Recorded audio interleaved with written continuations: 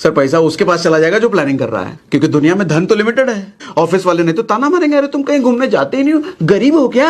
और हमको बताना है कि हम गरीब नहीं है, तो लोन लेकर के हम स्विट्जरलैंड तो जाएंगे परिवार के साथ, इंस्टाग्राम से फोटो डालेंगे। लग्जरी में रहने का इतना ही चुल्ल है तो पहले थोड़ा पैसा बना लो, उसके बाद अपना ही चुल्ल पूरा करना। EMI दुकान वाला आपसे लेगा सिर्फ 5 ही साल तक। 5 साल के बाद तो ये कमा के देने लग जाएगा, और उसके अगले 5 साल बाद तो आपको ये एक और दुकान की EMI देने लग जाएगा। ध्यान, इतने बेवकूफ हैं लोग, समाज के दिखावे से इतना ज्यादा इन्फ्लुएंस हैं, इनको कितनी चिंता है इस बात की कि ये क्या सोचेगा मेरे बारे में, ये क्या कह देगा मेरे बारे में, ये कहीं गरीब ना मेरे लोग समझ ले। हाँ, होना चाहिए, अगर आपके पास पैसा है, तेरी औकात है तो लो ना, फिर कौन रोक रहा है। लेकिन औकात है नहीं, बाबूजी कह रहे हैं भैया अब तुम्हारी नौकरी लग गई, अब घर ही ले लो, शादी में दहेज मोटा मिलेगा, अपना घर होगा लड़की का, अब इस चक्कर में होम लोन लेकर के घर ले लिए। प्रॉपर्टी में इन्वेस्ट करके कैसे एक बड़ा वेल्थ जनरेट किया जाए, आज के सेशन में हम यही बात करने वाले हैं। और जब हम प्रॉपर्टी इन्वेस्टमेंट की बात कर रहे हैं तो बहुत सारे लोगों को यह भ्रम होता है कि प्रॉपर्टी इन्वेस्टमेंट के लिए तो भैया बहुत सारा पैसा चाहिए, बहुत मोटा पैसा चाहिए होता है, तभी जाके हम प्रॉपर्टी में वेल्थ बना सकते हैं। ये गलतफहमी है सर, ऐसा नहीं है। जो चीजें आज हम बात करने वाले हैं ना, ये चीजें जान करके आपको क्लियर हो जाएगा कि दुनिया में जो प्रॉपर्टी से अमीर बने हुए लोग हैं, जिनके पास एक टाइम में कुछ भी नहीं था, या थोड़े मोड़ा नौकरी चाकरी का इनकम सोर्स था, आज के टाइम में प्रॉपर्टी से अगर अच्छा वेल्थ बना के बैठे हैं तो वो कैसे बना के बैठे हैं। आपकी उम्र अगर 18 साल से लेकर 40 साल के बीच है तो ये सेशन आप मिस नहीं कर सकते सर, बिल्कुल भी इस सेशन में आप 1 मिनट भी मिस नहीं कर सकते। लाखों का नुकसान है सीधा डायरेक्ट। और 40 के बाद वाले अगर आप हो तो मैं कहूंगा कि आपकी नेक्स्ट जनरेशन के लिए सेशन काम आएगा, क्योंकि अगर आपने वो गलती करी है तो आपकी नेक्स्ट जनरेशन भी करेगी ना, क्योंकि स्कूल कॉलेजेस में ये सब एजुकेशन नहीं दिया जाता जो आज के सेशन में हम बात करने वाले हैं। तो जब आपने वो एजुकेशन नहीं ली तो अपनी नेक्स्ट जनरेशन को भी आपने देने वाले, फिर वो भी वही सेम गलती करेगी। प्रॉपर्टी मार्केट एक ऐसा मार्केट है जहां पर मैक्सिमम लोग गलती करके ही सीखते हैं, लेकिन इस गलती की कीमत बहुत भारी पड़ती है, लाखों में, शायद कभी कभी करोड़ों में। तो इतनी बड़ी गलती करने से आज बचाने का एजेंडा है मेरा आपको इस सेशन के जरिए। और सही इन्वेस्टमेंट क्या होता है, सही इन्वेस्टमेंट कहां करना चाहिए, वो भी बताने का मेरा इरादा है आपको।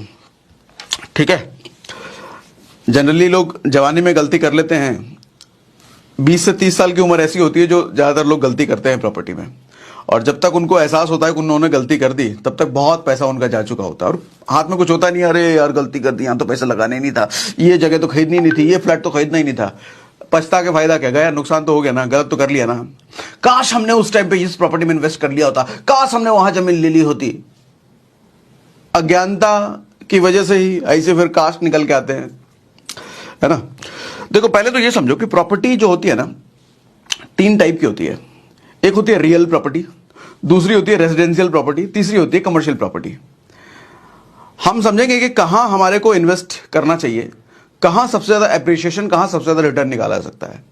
रियल प्रॉपर्टी होती है सर लैंड, जमीन, इसका कोई रिप्लेसमेंट ही नहीं है। जितना एप्रिसिएशन आप लैंड में ले सकते हो वो किसी भी दूसरी कैटेगरी में नहीं ले सकते, रेजिडेंशियल में नहीं ले सकते, कमर्शियल में नहीं ले सकते, जितना एप्रिसिएशन लैंड में ले सकते हो। ऑफ कोर्स इन तीनों कैटेगरी की जब हम बात कर रहे हैं सर, लोकेशन मैटर करता है। कई बार ऐसा हो सकता है कि आपने जिस लैंड में पैसा लगाया होगा उससे ज्यादा एप्रिसिएशन आपकी रेजिडेंशियल प्रॉपर्टी का हो गया, या हो सकता है उससे ज्यादा एप्रिसिएशन कमर्शियल प्रॉपर्टी का हो सकता है। पॉसिबल है लोकेशन की वजह से, लोकेशन में उस लोकेशन में पता चले जिस लोकेशन में आपने फ्लैट ले रखा है उसके बगल में मोदी जी आकर के घर बनाने वाले हैं, तो फिर तो उस लोकेशन की कीमत तो रॉकेट की स्पीड से बढ़ेगी। लेकिन आमतौर पर 90% केसेस में लैंड में, जमीन में अगर आपने पैसा लगा दिया है सर, तो इसका कोई मुकाबला ही नहीं है। क्योंकि जमीन एक ऐसी चीज है, मैंने पिछले सेशन में भी कह रखा है कि जमीन एक ऐसी चीज है जिसको बनाया नहीं जा सकता। भगवान ने जितना बना के दे रखा है उतना ही फिक्स है, और जो भी चीज फिक्स है दुनिया में और डिमांड उसकी बढ़ती चली गई, सप्लाई लिमिटेड है, जमीन की सप्लाई तो लिमिटेड फिक्स, लेकिन पॉपुलेशन कब तक बढ़ती रहेगी, जब तक धरती है, जब तक दुनिया है, पॉपुलेशन लगातार बढ़ती रहेगी। यानी कि डिमांड इसकी बड़ी तेजी से बढ़ती ही रहेगी, कब तक, अनंत तक बढ़ती ही रहेगी, लेकिन सप्लाई अनंत तक लिमिटेड ही रहेगा। लिमिटेड क्या, फिक्स ही रहेगा। तो इसकी कीमत तो बढ़नी ही बढ़नी है। आज आपने अगर जंगल में भी जमीन ले रखा है ना सर, निश्चिंत रहो, हो सकता है कि अभी तुरंत ना बढ़े, बहुत सालों से हो सकता है आपका रुका हुआ है, कीमत नहीं बढ़ रहा, लेकिन बढ़ेगा जरूर, ये तय है। लेकिन क्या ये चीज कमर्शियल रेजिडेंशियल प्रॉपर्टी में कह सकते हैं? नहीं कह सकते, जरूरी नहीं है ऐसा। अच्छा, दूसरा, रेसिडेंशियल प्रॉपर्टी में आ जाते हैं। रेसिडेंशियल प्रॉपर्टी में होता है फ्लैट, जिसको आप कह लो, या फिर कोई बना बनाया मकान जमीन से जुड़ा आप लेते हो। देखो, बना बनाया जो मकान होता है ना, मैं बात कर रहा हूं इन्वेस्टमेंट पॉइंट ऑफ व्यू से, रहने के पॉइंट ऑफ व्यू से नहीं। रहने के पॉइंट ऑफ व्यू से आप कहीं भी रह लो भैया, फिर रहने में आदमी लग्जरी खोजता है। हम इन्वेस्टमेंट पॉइंट ऑफ व्यू से बात कर रहे हैं। अगर बना बनाया मकान में आप इन्वेस्ट करते हो ना, तो वो सौदा ठीक नहीं है। रीजन ये है कि जब आप मकान किसी को बेचोगे ना, बना बनाया मकान, तो हर आदमी जो लेता है मकान वो अपने हिसाब से उसको बनाना चाहता है। अपने हिसाब से कमरा, अपने हिसाब से ड्राइंग रूम, अपने हिसाब से हॉल, अपने हिसाब से पूजा रूम, सब अपने हिसाब से चाहता है। तो हो सकता है वो तोड़वा करके बनाए, तो उस केस में आपको कीमत अच्छी नहीं मिलेगी। अच्छा, दूसरी रही फ्लैट की। तो फ्लैट में दिक्कत यह है कि भैया इसकी सप्लाई बहुत तेजी से बढ़ रही है, बहुत तेजी से। अभी हमने बात करा ना, सप्लाई फिक्स थी जमीन की और डिमांड अनलिमिटेड बढ़ती रहेगी, तो इसीलिए जमीन की कीमत बढ़ेगी। फ्लैट के केस में जस्ट उल्टा है, जस्ट उल्टा। इसकी सप्लाई अनलिमिटेड है और सप्लाई बहुत तेजी से बढ़ रही है। जितनी तेजी से मुझे लग रहा है पॉपुलेशन नहीं बढ़ रही, उससे ज्यादा तेजी से फ्लैट का सप्लाई बढ़ रहा है। आजकल छोटे छोटे शहरों में भी फ्लैट का कल्चर शुरू हो चुका है, तो इसका अप्रिशिएशन कम है सर। अगेन फिर से यहां कमेंट बॉक्स में मत लिखना सर हमने 70 लाख का लिया था 80 लाख हो गया, आप कैसे कह रहे हो कम है। अरे भैया, लोकेशन की बात मैं कह रहा हूं। लोकेशन, अगर कुछ लोकेशंस ऐसे होते हैं जिनमें कुछ भारी भरकम काम होने वाला है, पता चला उस लोकेशन पर मेट्रो आने वाला है, उस लोकेशन पर कोई स्टेडियम बनने वाला है, कोई एयरपोर्ट बनने वाला है, आपके प्रधानमंत्री वहीं आके रहने वाले हैं, कुछ भी हो रहा है, तो उस लोकेशन की बात अलग है। लेकिन 90% जगहों पर तो ऐसा नहीं होता। 90% जगह तो अपनी स्पीड से ही बढ़ेंगे। तो फ्लैट का एप्रिसिएशन मैं कहता हूं कि सबसे कम है, सबसे कम, सबसे धीरे बढ़ता है। तीसरी टाइप की प्रॉपर्टी होती है कमर्शियल। कमर्शियल का मतलब होता है या तो ऑफिस हो गया या दुकान हो गया। यहां पे मेरी प्रेफरेंस दुकान की है, ऑफिस की कम है। ऑफिस या दुकान, हालांकि दोनों एप्रिसिएशन अच्छी है। फ्लैट से तो दोनों ही आपको अच्छा रिटर्न देंगे, लेकिन कंपैरेटिवली ऑफिस और दुकान में अगर मैं कहूं तो दुकान ज्यादा एप्रिसिएशन दे सकता है कंपैरेटिवली ऑफिस। कारण इसका यह है कि एक चीज समझिए कि ऑफिस जैसे है, तो आज मान लो आपने किसी मार्केट एरिया में ऑफिस ले रखा है, उस मार्केट एरिया से 5 किलोमीटर दूर जाकर के आपको हो सकता है कि आधे रेट में ऑफिस मिल जाए, तो वहां पे जाकर के भी आप अपना ऑफिस में काम कर सकते हो, आधे रेट में लेकर के वहां भी आप एम्प्लॉय बुला सकते हो। यानी कि आपके धंधे पर, आपका जो मेन बिजनेस है ऑफिस में काम करके, उस पर इंपैक्ट नहीं पड़ेगा अगर 5 किलोमीटर अंदर जाकर के भी आप ऑफिस लेते हो। और 5 किलोमीटर अंदर गए मार्केट से तो रेट आधा हो जाएगा, ठीक है। लेकिन दुकान के केस में फर्क पड़ जाएगा धंधे पर।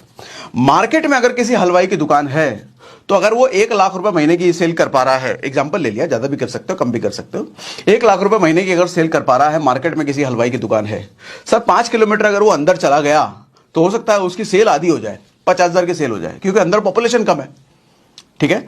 तो दुकान इसलिए अगर सही लोकेशन पर है तो उसका एप्रिसिएशन तेजी से है।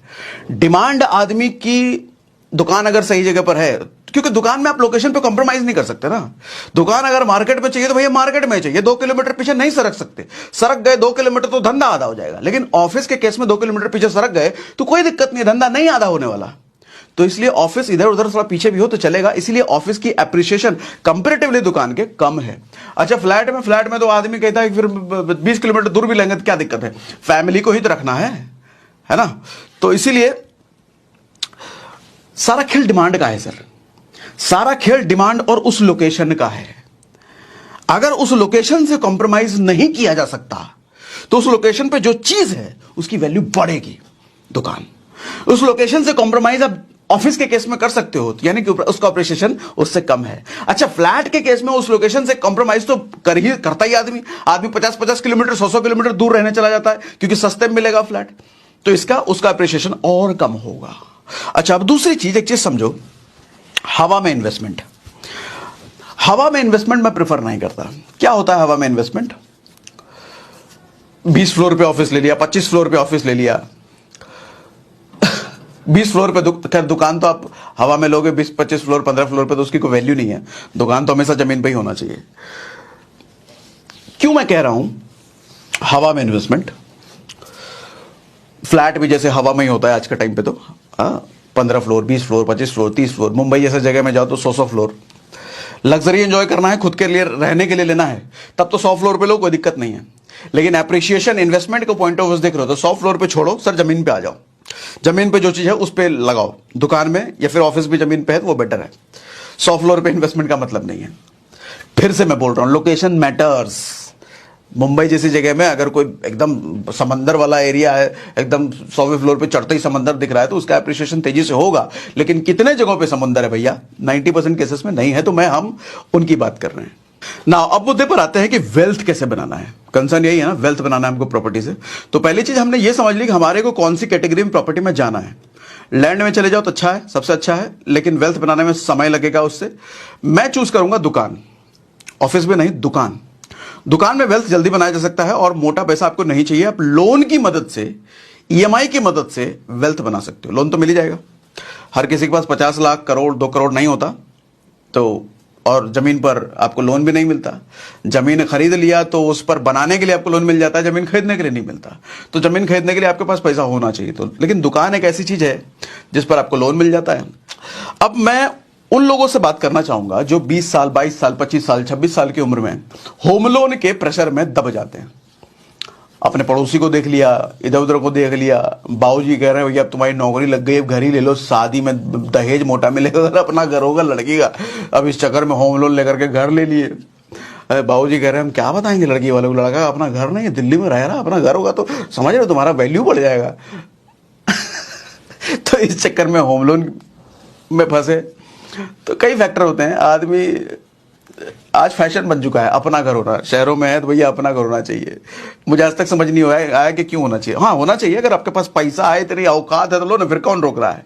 लेकिन औकात है नहीं और झूठ मूठ कर दिखाने के लिए हम लग्जरी फ्लैट में रह रहे हैं, इसका मतलब मुझे आज तक समझ नहीं आया। तो अच्छा, हाँ, मुद्दे से कई बार मैं भटक जाता हूँ, इमोशनल हो जाता हूँ, तो समझने की कोशिश करना भैया। मैं देखो, ये इसलिए होता है कि मैं आसपास लोगों को जब देखता हूं ना ये सब करते हुए, मुझे बड़ी हंसी आती है। मैं कहता हूं कितने बेवकूफ हैं ये लोग, किस हद तक कितने बेवकूफ हैं लोग। समाज के दिखावे से इतना ज्यादा इन्फ्लुएंस हैं, इनको कितनी चिंता है इस बात की कि ये क्या सोचेगा मेरे बारे में, ये क्या कह देगा मेरे बारे में, ये कहीं गरीब ना मेरे लोग समझ ले। कितनी चिंता है इस बात की। खुद को अमीर दिखाने के लिए अपना बेड़ा गर्क कर लेते हैं। खुद को मतलब मैं पैसे वाला हूं ये दिखाने के लिए बैंक बैलेंस का हमेशा खाली रहता है। अरे तुम नहीं दिखाओगे कि तुम्हारे पास पैसा चलो कम है, वो सोच ही लेगा, क्या फर्क पड़ेगा तुमको बैंक में। लेकिन 100 करोड़ रुपए पड़ा है तो वो ज्यादा इंपॉर्टेंट है ना। अगर अंदर से गर्मी, अंदर से चौड़ में रहते हैं और 100 करोड़ रुपए क्या खोगे, दो तमाचा मारते हुए निकलो। तो जितने नए नवेले लोग होम लोन के चक्कर में फंसते हैं, सर मैं कहूंगा थोड़ी देर रुक जाओ, कुछ साल रुक जाओ। अच्छा, मान लेता हूं 50 लाख रुपए का फ्लैट लेने का आपका प्लान है, और 50 लाख का फ्लैट अगर आप लेते हो तो 40 लाख का लोन तो कराओगे ही। 10 लाख आप डाउन पेमेंट करोगे, रजिस्ट्री वेस्ट्री का तो अलग से ही दोगे, उसका तो लोन होगा नहीं। तो 40 लाख का अगर आप लोन लेते हो और 8-9% पे आपको लोन मिल जाता है, 8.5-9% के आसपास, तो तकरीबन ईएमआई आएगी सर 35,000 रुपए 20 साल के लिए। तो 35,000 रुपए ईएमआई आप देने को तैयार हो ना। मैं कहूंगा थोड़ा सा अपनी लाइफस्टाइल को कुछ 5 साल के लिए कॉम्प्रोमाइज करो। कॉम्प्रोमाइज करो मतलब थोड़ा सा कम ही स्टैंडर्ड में रहोगे तो क्या बिगड़ जाएगा, कुछ नहीं बिगड़ेगा ना, लेकिन फायदा बहुत हो जाएगा, मुनाफा बहुत हो जाएगा, तगड़ी कमाई का ऑप्शन बन जाएगा। और पूरा कैलकुलेशन के साथ समझाता हूं मैं क्या बात कर रहा हूं, क्यों बात कर रहा हूं। उसके लिए मैं जरा अपना स्क्रीन आपके सामने ले आता हूं ताकि मैं आपको अच्छे से समझा पाऊं। ठीक है, जरा थम लीजिए, रोक लीजिए। हाँ, अब आ गई आपके सामने मेरी स्क्रीन। तो इस स्क्रीन पर देखो, मैंने कुछ बही खाता लिखा हुआ है, ध्यान से समझिएगा सर। मैंने आपको क्या कहा कि 50 लाख का लोन आप 40 लाख का लोन जो ले रहे हो, 35,000 रुपए ईएमआई आएगा सर। उसको थोड़ा सा रोक करके आप 40 लाख का लोन लो, 35,000 की ईएमआई पर आओ, लेकिन रेसिडेंशियल प्रॉपर्टी में नहीं, फ्लैट में नहीं, दुकान में लगाओ सर। और आप 10,000 रुपए रेंट देकर के किसी नॉर्मल से एरिया में रह लो कुछ समय के लिए। तो 35,000 रुपए अगर दुकान में आपका ईएमआई जा रहा है दुकान के लिए, और 10,000 रुपए उधर आप रेंट पे देख रहे हो, तकरीबन 45,000 आपका खर्चा हो रहा है। 35,000 आप खर्चा करने के मूड में थे ही फ्लैट लेकर के, मैंने 10,000 और बढ़ा करके 45,000 आपका खर्चा कर रहा है। उतना आप मैनेज कर सकते हो, मुझे लगता है। नहीं कर सकते हो तो करो, ठीक है। तो 35,000 रुपए दुकान में ईएमआई देकर के क्या फायदा है, जरा ध्यान देना सर। 5 ही साल तक ये ईएमआई लेगा आपका दुकान से। हालांकि 20 साल का लोन है, लेकिन ये ईएमआई दुकान वाला आपसे लेगा सिर्फ 5 ही साल तक। 5 साल के बाद तो ये कमा के देने लग जाएगा, और उसके अगले 5 साल बाद तो आपको ये एक और दुकान की ईएमआई देने लग जाएगा। ध्यान से समझिएगा अभी जो समझा रहा हूं आपको। स्क्रीन दिख रही है ना मुझे? चैट पे लिखिए यस, चैट पे लिखिए यस, चैट पे लिखिए यस जल्दी से।